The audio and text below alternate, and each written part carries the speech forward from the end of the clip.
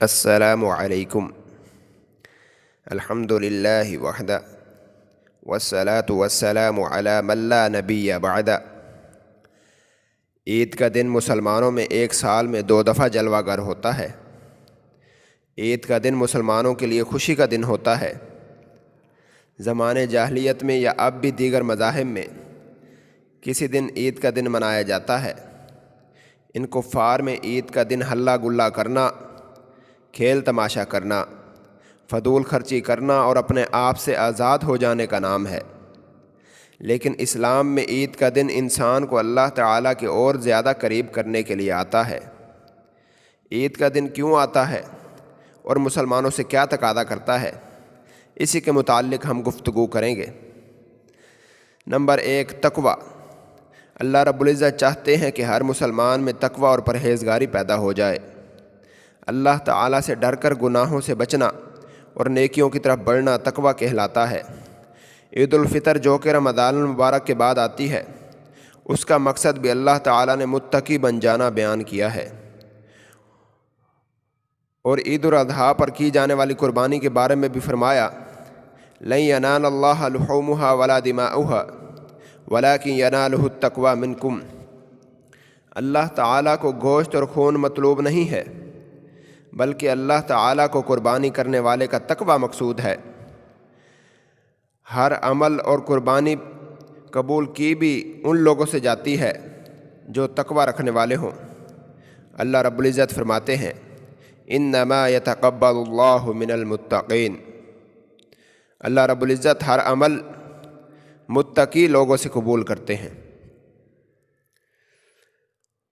اور میرے بھائیوں، یہ عید ہمیں جو دوسری چیز ہمارے اندر پیدا کرنے کے لیے آتی ہے، جس مقصد کے لیے آتی ہے، وہ ہے اجتماعیت۔ ہم اسلام کے اکثر معاملات کو اٹھا کر دیکھیں اور فرائض پر غور کریں تو یہ بات واضح ہوتی ہے کہ اسلام نے اجتماعیت کو مقدم رکھا ہے اور اس پر بہت زیادہ زور دیا ہے۔ وہ نماز ہو، وہ زکوٰۃ ہو، وہ حج ہو اور وہ عیدین ہو، اجتماعیت ان سے جھلکنی چاہیے اور نظر آنی چاہیے۔ اس لیے تو نبی مکرم صلی اللہ علیہ وسلم نے فرمایا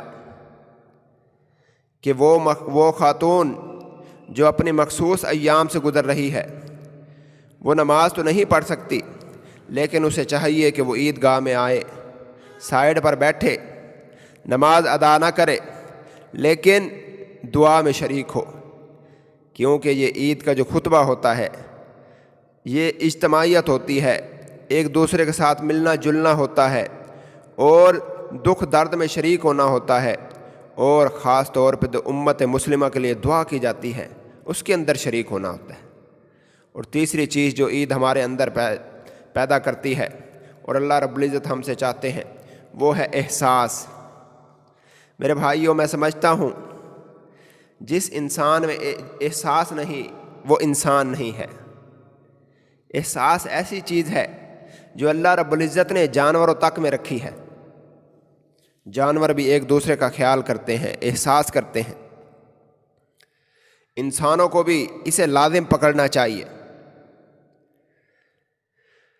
اور اسی احساس کو پیدا کرنے کے لیے عیدین آتی ہیں۔